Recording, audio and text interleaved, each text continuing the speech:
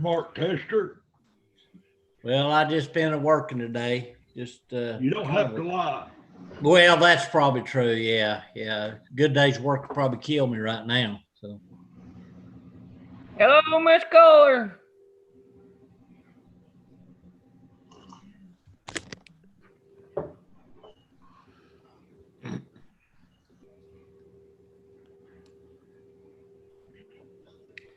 Miss Collins. All right, 1, 2, 3, 4.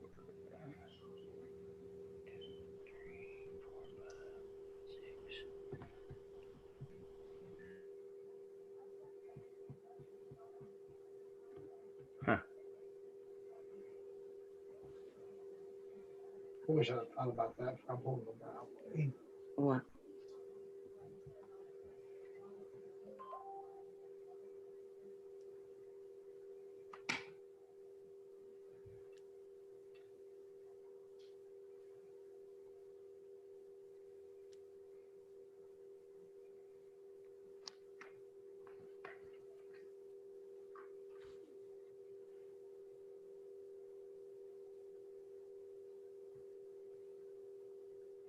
Hello, Miss Leah. Hello, I guess it's 6 o'clock, so I'll go first if everybody's okay with that.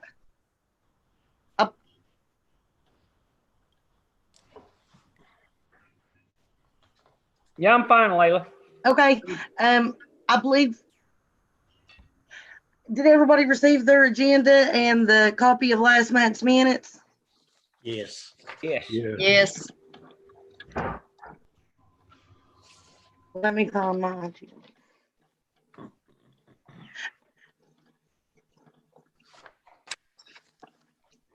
Sorry, guys, I buried my own stuff. Okay, we'll call the Education Committee to order first. Mark, I'll call the roll. Mark Blevins, Here. Nancy Brown, Here. Mark Tester, Here. who's next? Jerry First. Prophet. No, Jerry.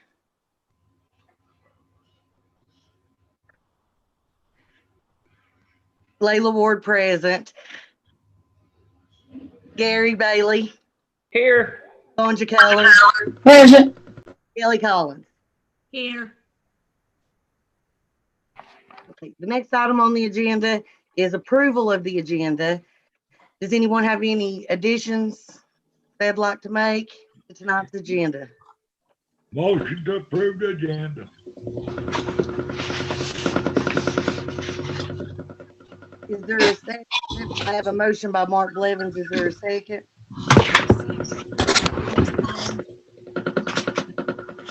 I'll second it, Layla.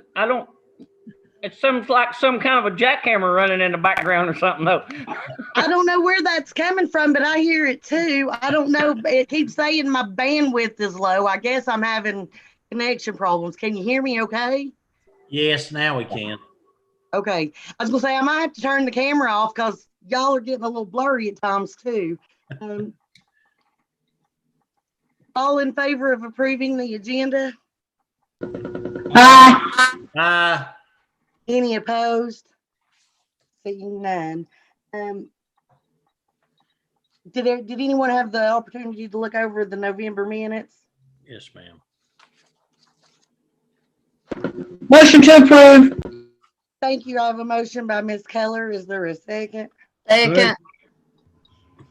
Thank you, Ms. Brown. All in favor of approving the minutes? Aye. of November? Aye. Any opposed? I don't see any public on the line, I don't believe, but if there is any public that would like to make a comment at tonight's meeting, please speak now. All right, I believe it's Dr. McAbee on already. So all I have left is an update from him. Shouldn't be too much, and then he'll take some questions from the committee if anyone has any.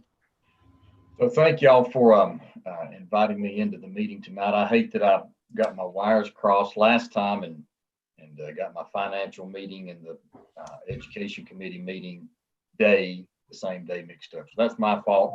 The other thing is I think maybe some were upset that I sent the a questionnaire out to just see where the kind of the thinking of the commission about schools. It should have come through this committee first, I'm hearing. So I'll make sure that I do a better job of running it through this committee first the next time if I ask anything like that. Otherwise, I mean, it's COVID issues. We're dealing with that just like everybody. We've got some weather related issues that we're working through such that we're trying to keep kids in contact with their teacher as much as possible, focusing on the whole child. I think that a teacher is the best thing we've got for kids, and just being able to even log in over Zoom and phone calls and that type of thing. The relationship that's built between a teacher and a kid is very powerful, and that translates through the online environment as well. So we've done a few things different there, but otherwise, as far as having any particulars, other than these big, broad, overarching issues that are happening all across the state, not a lot. So what I told Madam Chair Ward is I can just be available for any questions or concerns that you may have, and I'll try to answer them for you tonight. Miss Ward, Yes, Mr. Tester. I did have a call earlier today, and I really didn't know how to answer it or whatever. So, but had a kind of a complaint or something other about the part of the schools being closed and part of them not. And some people may live in Stony Creek and they drive their kids to Hampton or Cloudland or stuff like that. So during the inclement weather, and the way I answered it really is, I'm sure that nobody is going to try to have school or anything, in real bad weather and stuff. But I told them if they had we talked and said if they had any more concerns to, contact the school board. So I hope I put them in the right direction. Absolutely, or have them call me. Okay. And I'll field those questions at any time for those folks. Thank you. Thank you very much. Thank you. Yes. Leah, Miss Ward. Yes, sir, Mr. Blevins. I've got a question for Mr. McElbee. Yes.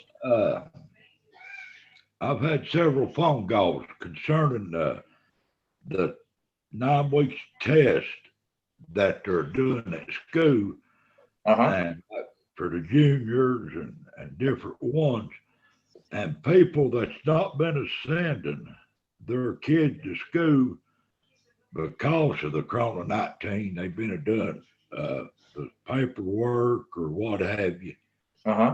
And, the elderly people's got some issues with, the health condition that they're in, and sending their kids to school to do this test, and then possibility of them bringing that back home. So they wanted me to ask, if that was a mandatory thing for this, which I reckon it is.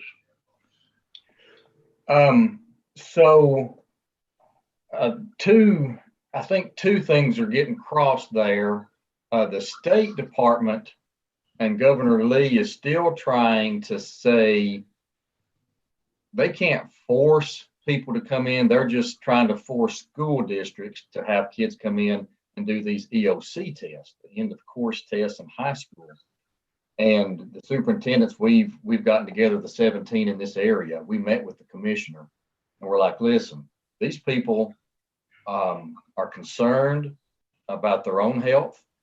They're concerned about the health of maybe an elderly parent they take care of and kids. So they're not going to come to school and take these tests. Are you still going to punish the schools if we don't? We're supposed to have 95% participation rate. Well, we're not going to get that. I mean, we just went ahead and told her, every superintendent said, you might as well get that off your mind. We're not going to have 95% of our kids come in and take that test. So she says she's going to try to work with the governor and the legislatures to not punish schools and put us on a list and that kind of thing. So that I know has been fermenting and bubbling up a lot. Now, what what we're doing as a county is we've had a lot of kids not submit work for whatever reason. And some of that's just, teenagers being teenagers. They try to figure out a way to get out of work, and they have. Well, it's catching up with them. So instead of and our failure rate, as far as what we've got failing right now all across the county, it's all across the state, is a lot more this year.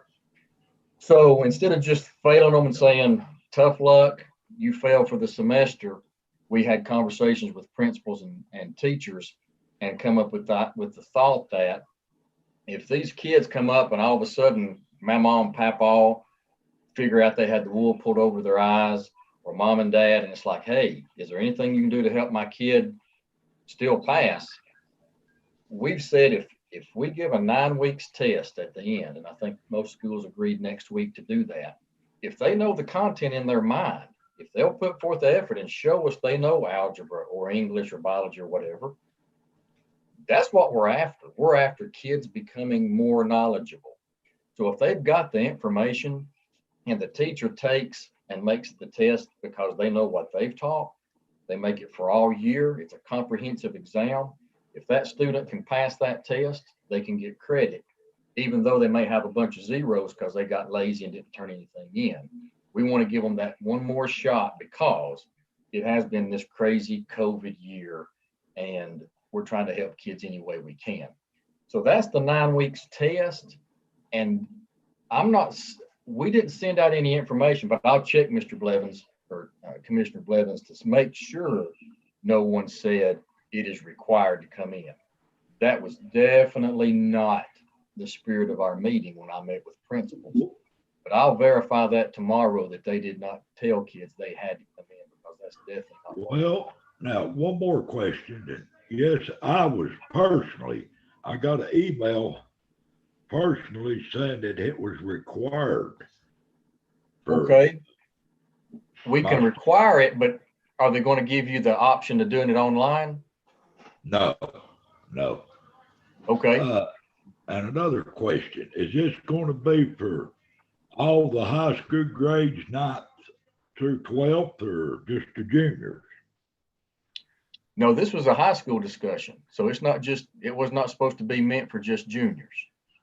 Well, they said my grandson, for example, he's in 11th grade, said that he would have one on the 14th. Uh-huh. My granddaughter, which is in the 10th grade, said she didn't have one. So what's the deal there?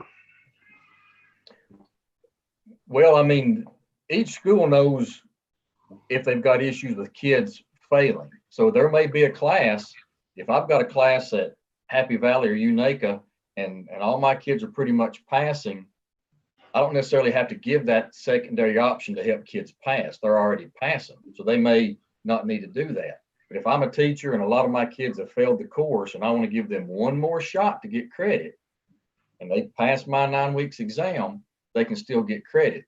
So if a teacher is not having a lot of kids failing or any kids failing, they may not give that 9 weeks test. It's not to punish anybody. It's to give those kids that have failed an opportunity to still get credit and graduate on time.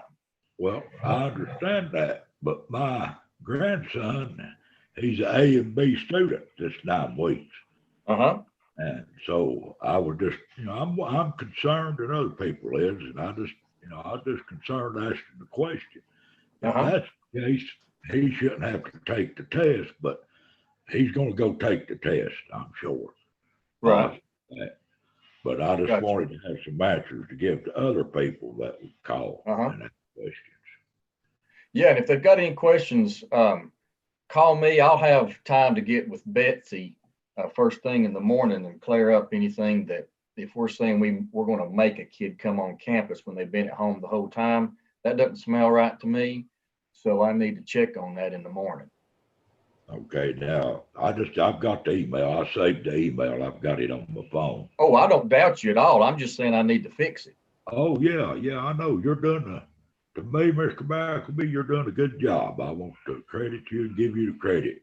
Well, thank you. That was a mess, and it's not got no easier, and I definitely know that. but I appreciate you answering my question for me. Yeah, anytime. And listen, I appreciate the commission. I know that y'all support the schools in many, many, many ways. If you don't have to, but you do. So to all of you, I appreciate it. How long do you think it'll be before we go back to in school only? Okay, so I had a brief discussion with supervisors today. I want to meet with them more on Thursday, and we were bouncing around ideas. So one thing that was mentioned today, of course, there's two big camps out there, and I'm getting calls from each. I get a call from one group that says, why are we even in school? We should not be in school. You're going to kill all of us, Tracy. And I got another camp calling and screaming at me, Tracy, why can't we be there 5 days a week? My kid needs to be in school. So it's the polar opposite. So we have been discussing what this might look like after a Christmas break when families have been together. So this was one idea that came out of it, and I'm not so sure we've got it polished yet, but this is the thinking so far. That first week back after Christmas break, come back hybrid to see kind of how many infections we've got and that kind of thing. And if we have to contact trace, it's just half the kids would have to trace all their families. If everything looks good and the numbers are down, and I'd have another time to have a meeting with the health department. I meet with them every Thursday at 2 o'clock. So that would give me time to get another meeting in with the health department and them tell me what the numbers are and what the graphs look like. If things are looking pretty good, I'm wanting to go full force as much as we can with kids at school, because that is important for kids and because we are giving our community other options. I mean, they can choose to stay at home every day, but for those that need school, I want to open that up as much as possible. That's not set in stone. Obviously, we don't know what the numbers are going to look like, but that was the initial discussion today as we began to hammer out some ideas for coming back after Christmas. Did that answer your question, or did I just mumble? It did. That was good. I was just curious to how many kids do we have right now that's falling between the cracks or ain't doing the homework or ain't even showing either way. Yeah, the gaps, we've always talked about that for the last decade in education, closing that gap between the haves and have-nots. That gap is just astronomical now. I mean, from my understanding, you guys stopped in mid-March like almost all of Tennessee. So those kids missed all of that. Plus, if I hear right, before that, they'd missed 15 days of snow. So that was almost 3/4 of a month of learning there they had lost. And then all through the summer and that kind of thing. Now all the virtual. So Ms. Brown, I'm sorry to say that gap tends to, from what I get from teachers when they give their tests and they're measuring things, that tends to be stretching out there. So again, I can tell you what we're thinking in the future. If we can get another round of that CARES money, there's some options out there about, could we hire folk to come in and help tutor, or could we run a legit, real summer school program where we pick them up, we feed them and everything, to try to close those gaps. But yeah, you're right. The gap is getting wider. I'm sorry. Well, it sounds like you're doing everything you can do. I appreciate it. Thank you. Mr. Anyone Tester, else have any? I'm sorry. Mr. Tester, I wanted to clarify something. School wasn't canceled today. I'm not sure if I understood you to say it was canceled. School wasn't canceled today. I can assure you that I was at school and I have had around 100 texts today from parents and guardians communicating with the parents back and forth, and Zoom meetings and so forth. So I wanted to clarify that just a little bit. It's just a different type of school than what traditionally we've done. I understand, Ms. Collins. I was just relaying what I was told, so I didn't know whether it's correct or wasn't correct or whatever, but I was just relaying what I was told. And I will go on and say that all the teachers and all the people that have worked through this pandemic have done a great job, and I have nothing but praises for all our teachers. Mm-hmm. Yeah, the teachers have gone above and beyond. Beth Baer, man, she works some weekends till 10 o'clock tracing things out, trying to follow these families and figure out who's sick and who's not. By far, they've done a great job. Dr. McAdoo. Yes. Two things. First of all, I want to say just thanks to all these teachers. Every day when I get a notice or something's partial virtual, partial in school, I think about the teachers.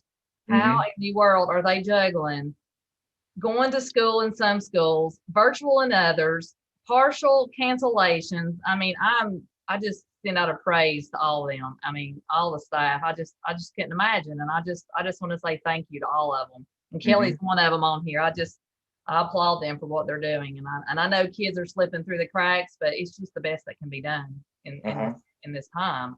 Yeah.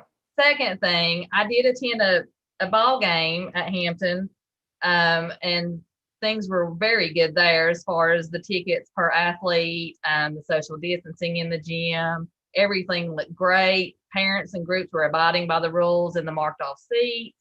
So that setup seems to be going very well, and I hope we can keep that as we can keep our guys playing a few sports.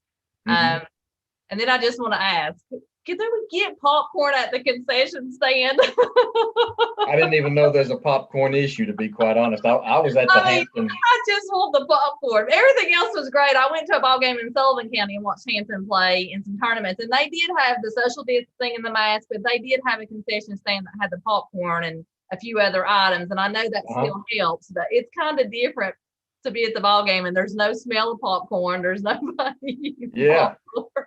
Yeah, I can. Just a suggestion, if that's possible. I can put a popcorn task force together there and see if we can make that happen. I sat with my brother and we were all like, some popcorn would be good. Absolutely, yeah. But no, I just want to say the ball games and the sporting event that I did attend, it did look great, and I think that's a job well done for what we can do for our children. Yeah, we want to do everything we can for the kids. They've had so much taken away already. I mean, I'd hated to have been a teenager growing up through this. So we need to give them all they can. And you made a point that I want to go back and clarify, because we do need to brag on the hard work that teachers and administrators are doing.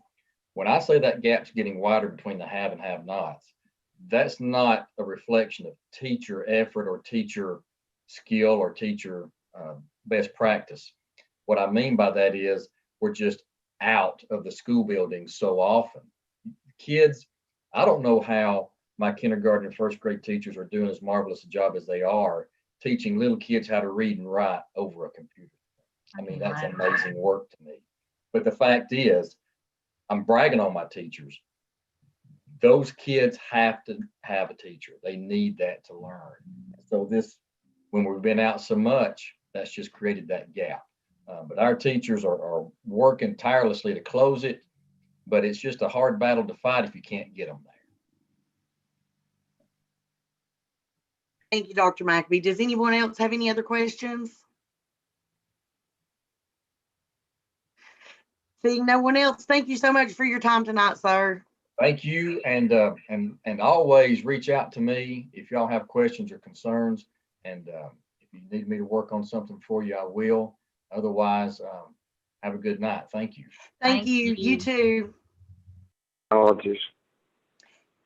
Okay, does anyone else have anything for the Education Committee tonight? Can you hear me? Jerry Prophet.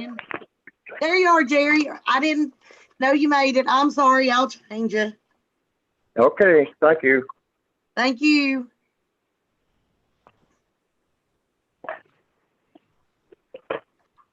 Anything else? If not, I'll entertain a motion to adjourn. Motion to adjourn, Mark Blevins. Thank you, Mr. Blevins. Is there a second? Second, Gary Bailey. Thank you, Gary. All in favor of adjourning? Thank you. Have a good night, Dr. McAbee. It's all yours, Gary. All right. December the 7th, Landfill Committee meeting. We'll call the meeting to order. I don't guess we'll have to do a roll call. We're all here, so I guess can we have approval of the agenda? I think you got to do the roll call, Gary. Oh, so we do? All right. No, you don't have to do the roll call. You can. Well, I use mean, the- we're all on the same meeting. We're here, but all right. You just want to do I'll it? turn the list in to Patsy in the morning. I'll email Patsy in the morning for both. Okay. Then I'll entertain a motion for the approval of the agenda. Motion approved agenda, Mark Blevins, first district. Do I hear a second? Second. Okay, Mr. Tester with a second. All right. The acceptance of the approval of the, actually, I got it on there as October minutes, but it should be November minutes. So I'm sorry for that mistake on the clerical error. Has anybody had a chance to go over that?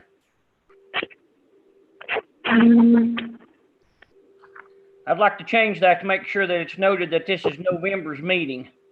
I mean, November's minutes, December's meeting. Motion to approve. All right. Second. All right.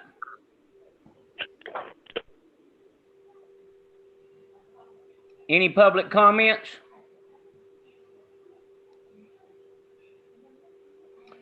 Okay. Under the old business, we have building updates. I'd like to go over that with some of you real quick. I've been in contact with Brad Burke. We have got some clarification on the building that Benny was after. We have a total that we can put our hands on of around $48,000. Okay. It's actually, to be exact, it's $47,937.31.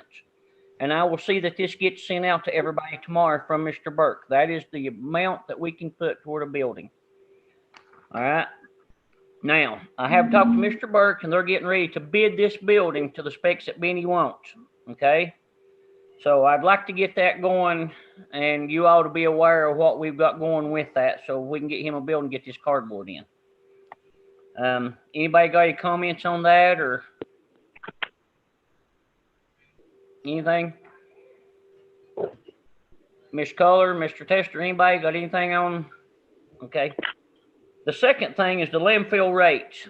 Look, we tried to raise this rate a few months ago, and there was confusion. Okay. And I think when we went back, Mr. Harden told us that basically we're going to have to set a rate because we're a county government, and it be across the board. Mr. Burke's been doing some studies, and I know that we've had that CTAS meeting that we all went to it. He's given me some preliminary numbers, but I don't want to bring them out right yet. My understanding, he's wanting to give this to us in the full commission, but I am going to let you know we are going to have to go up with our rate at the landfill. So just prepare you all. And Benny's pretty well aware of it also.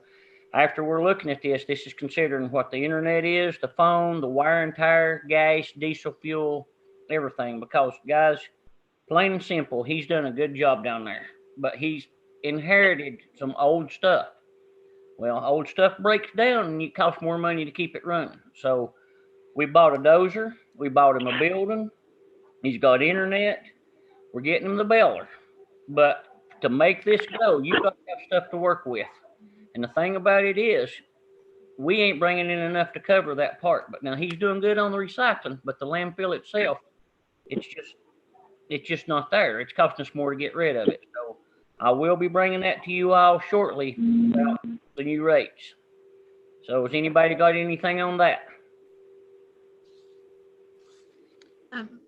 Gary, why would this not go through this committee before it goes to full commission? Well, it will, but I'm saying he asked me to hang on till he got it, and he said he'd have the numbers to give to me in front of the full commission. So if you just want to hold on till next month's meeting, we can. But he said he was really working on it, and he would have them by this month's meeting. I was hoping to give them to you tonight, which I do.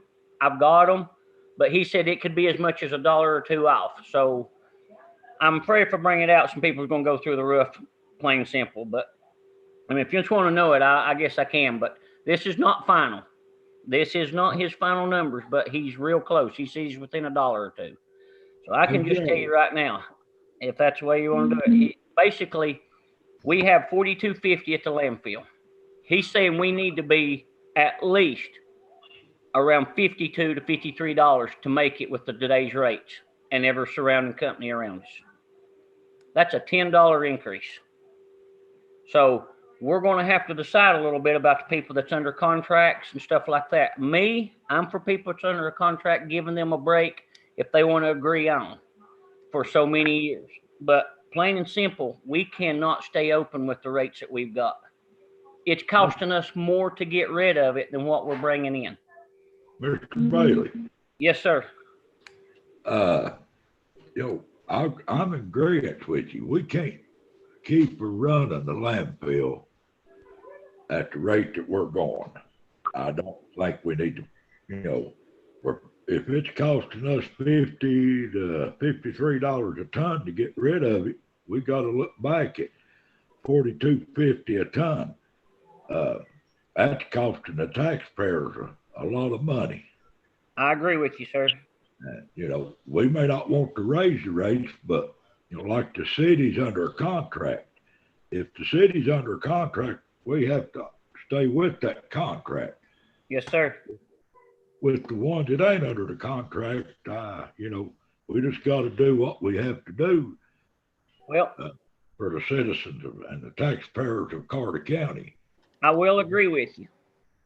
And that's my full agreement on that we can't pass this off to the taxpayers. We got to bite the bullet when it comes to that, and I think it's something that we need to do as soon as possible. If soon as he gets me his final numbers, that's what I'm going to bring to us. Now, right now, he's within $1 to $2, and he said he'd just like to clear a few more things out and get another average or two of what it's costing per month. That's what he's using, is the monthly averages to get what this rates are. So, I mean, that's rough figures. It could go down a little bit. It could go up a little bit, but I think once we set this, we all got to be in agreement of what it's going to be. I don't want us to do it and then him come up and say, well, we're 50 cents short or $1 short or we're $2 short. So I am going to ask that we hang on to at least next month before we pass a rate in ours. But I am going to tell you, we are going to have to go up. After watching that CTAS video at that time, Miss Culler got that with the numbers she gave. The numbers that he's showing it's inevitable. We got to go up. So I'm agreeing, that was a big argument was that night is, well, what is the numbers? What is the numbers? We can sit here and vote on a number tonight, but is it the right number? So I am going to tell you it's next month. I'm going to bring you a solid number and we're going to have to go with it. It's either going to be a yes or no vote, and then that's how we go. Mr. Bailey. Yes, sir. When you get those figures, can you say that everybody gets a copy of where he got the figures from and how he come up with this number? Yes, sir. I will email it to the whole commission. That's good. Thank you, Mr. Bailey. You're welcome, sir. Anybody else? But I do want to sit and tell you one thing. I sent out to you all in a packet. Well, not in a packet, but actually for this month. I will have to sit and say he is doing a dang good job down there at the cardboard. I mean, Recycle Center, they have turned out some bales this month. They've got cardboard sitting everywhere. And guys, that's the one thing that might be our saving grace with this, is he is doing such a good job with that. So he's got to have a building, and that goes back to the prior thing we had, and we've got to get the other baler. He has been checking on the balers and getting ready to make his decision for us to send that out and quick. But when it costs $400,000, now I know we're all getting aggravated and want it in, but when it costs $400,000, I want it to be the right choice. So if it takes us another week for him to make that choice, I'm willing to give him that if you are, because this is something that I think we get one shot at it, and I want to make sure it's the right shot. So is Mr. Lyons on tonight, Gary? Yes, sir. Hey, Mr. Lyons. Hello, Mark. Let me ask you a question right quick. Yeah, buddy. Hey, Hey, have you ever decided when you wanted to go look at the baler that you was wanting to look at? That particular baler I was going to look at is out of our price range, so I chose not to look at that one. It was way bigger than the one I was looking at ordering. Have they got anyone close where we can go look at? Well, I actually went last week to I went to Georgia and I went to Franklin, Tennessee to look at I looked at 3 different balers in the category that we're looking to buy. Why didn't you inform us? We was wanting some of us. Well, me and the mayor, Miss Woodby, was wanting to go look at some of them balers with you. Generally, if I'd have went to wrong county, I'd have took you. I didn't go to wrong county. Well, we could have went to Franklin, but that's neither here nor there. We understand. I did take pictures. I do have videos of them operating and some of the ways that they do some things they do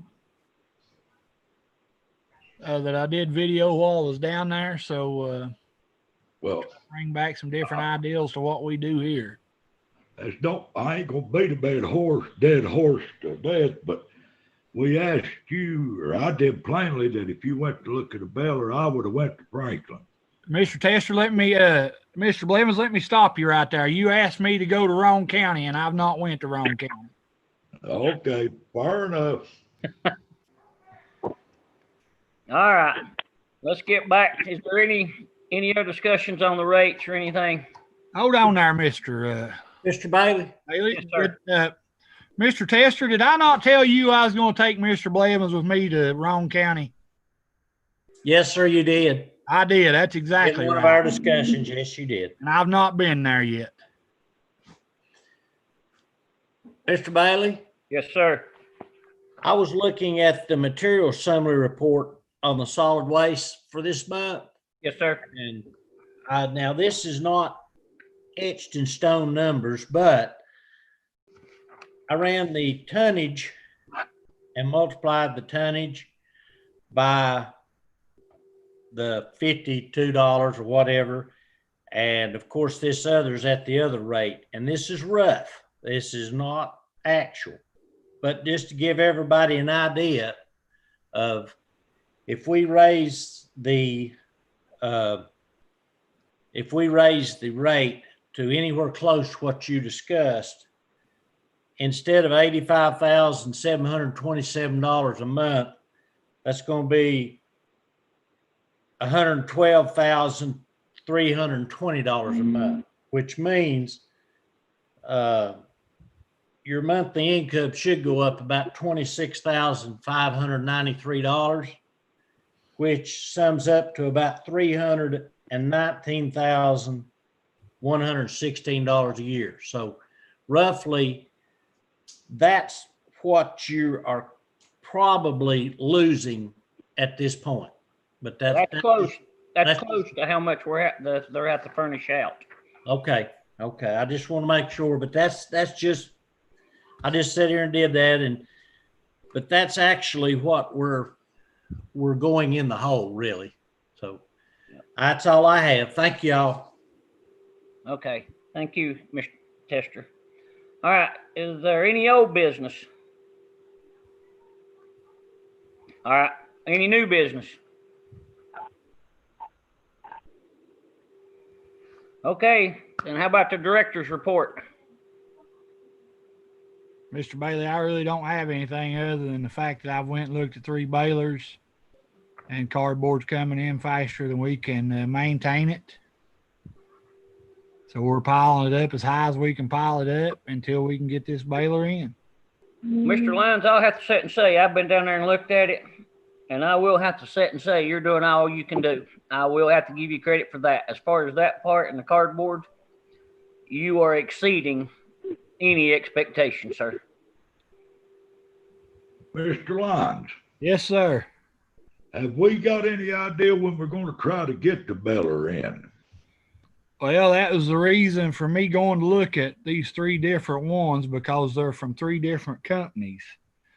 And I was hoping I could try to look at them, and if they was in the same footprint, that's what I was originally talking about, that I could save some money by shopping it out to 3 different companies. Okay. That was my game plan. Well, have we come up with anything? Well, I'm waiting on the companies to send me drawings of what the conveyor belt, because this conveyor belt has to go in the floor to be able to, I don't know what you'd say, speed up the process of what we do as far as loading. So they're both drawing me drawings up this week. I've talked with both of them today. They're drawing me drawings up with the footprints of these machines as far as width, length, and how much floor space they're going to take up, so we can make sure that they will fit right in our building. I think you're doing good. You know what you're doing. I don't have no clue. So I just wondered on the time frame. Yes, sir. No, it'll probably take, once they get the bid and everything, I think, because some of this thing has to be built to spec. The actual baler itself is prefab, but the conveyor, that has to be built to spec. So that you're probably looking at, once we order it, 6 to 8 weeks. Well, that'd be good. We get that in and get it going. Yes, sir. Mr. Bailey, it's Jerry Prophet. Yes, sir. Correction, Mr. Lyons is Jerry Prophet. You're looking Benny? good tonight. I've got my hair combed. Hey, Benny, can you hear me? Yeah.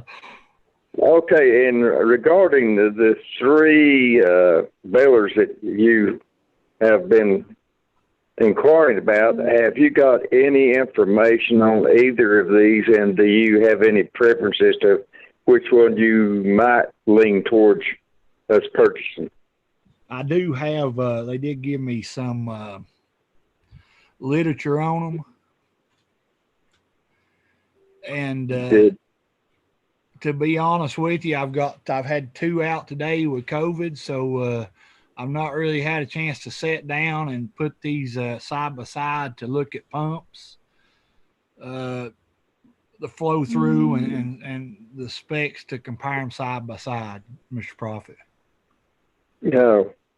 Well, I totally back whatever, or I would go along with whatever you would prefer, because you're the one that's driving the horse and you know exactly what you need. And I'm under the assumption we do have to have 3 offers or more or whatever in order, or we have to receive the bids so we can do it legally. But what I get is you're still awaiting the diagrams or the chart so you can determine which one would fit. Or I am waiting on the footprint guideline, the blueprints they're going to send me. But now I think all of these companies are on what they call Sourcewell, where they've already bid these machines or bid out through the government, and we can use those bids. Okay, we great. Decide to go with them, which should speed the process up by a couple, 2 or 3 weeks. Okay, one more question. If and when you receive this baler, how long will it take how long will it take you to have it into operation? They have to install it and everything. That's part of their deal. You're looking at, once they get the installation process started, in which we will have to do some of the work. The part that they don't do is they do not dig the pit, and they do not pour the floor of the pit for the conveyor to set on in the ground. We have to do that ourselves. I can dig the pit out myself, cut the concrete myself, and then we'll probably have to hire an outside source to pour the walls of the pit and the floor. Okay. Thank you, Ben. Yes, sir. Okay, anything else from anybody? Commissioners' comments?